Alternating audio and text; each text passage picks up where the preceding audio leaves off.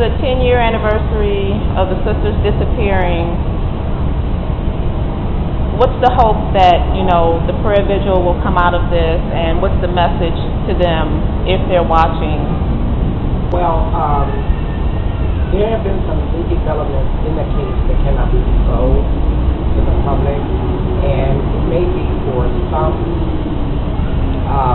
safety reasons that can't be disclosed, that I think maybe we should go private more so than public. Now, that doesn't mean that we will not be fervently still searching for them. But since I'm more in close contact with the developments of the case, I have reason to believe that soon someone will probably be arrested. Okay. And how long have you known about these developments? Since January. Since January. Since January. Okay. And you've, I'm sure, discussed, some of this with your family. Is it a great feeling of hope? Is it cautiously optimistic about it? Well, I can be optimistic about it, but then when you're given the fact that it has been 10 years, a lot of people would probably think 10 years has been a long time, just like my nephew was explaining. But for me, personally, it still feels like yesterday. So I have to remain as vigilant concerning the search for them, but at the same time, I have to maintain the integrity of the investigation. And again, since I've been more in close contact with the private investigators and the whole case unit, I have reason to believe that maybe a more private approach should take place at this time.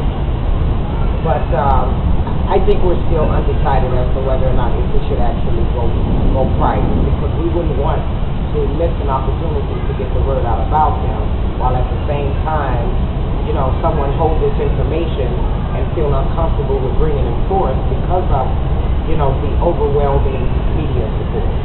Okay. And they would be 13 and 20 pretty much at this point. If they were walking down the street or riding past in a car, standing on a bus stop, would you know them? Would you say, oh, that's definitely Diamond, that's definitely Tianda? Well, there have been a possible with the, over the years, like, for example, with the MySpace girl, I strongly have believed that it could have been her based upon some facial characteristics. But again, we were not able to obtain a DNA or to totally rule her out as far as the family's knowledge. But the FBI reassured us that it was not her. I believe that we would know her,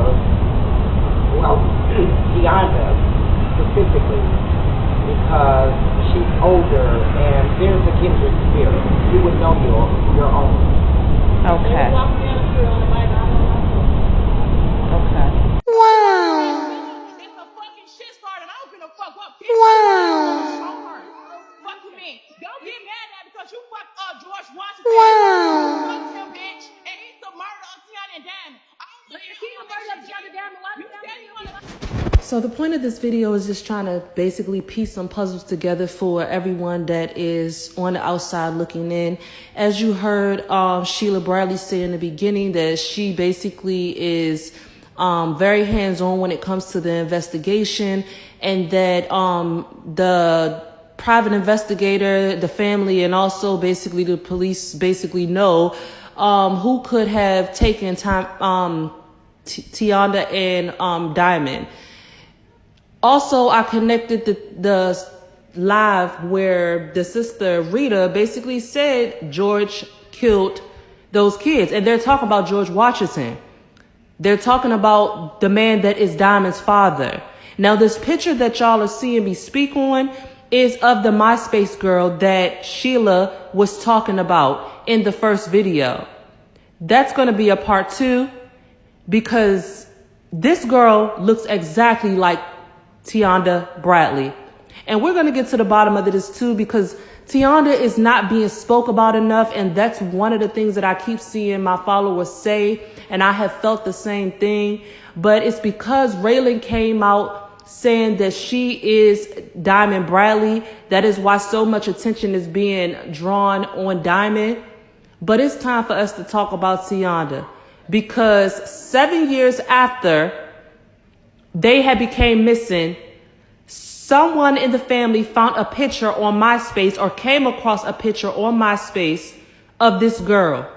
No DNA test was done. The FBI did not even do a DNA test on this girl. They went by what the parents said, that she was not Tianda. This don't make no sense. A lot of the things that the police, the FBI are doing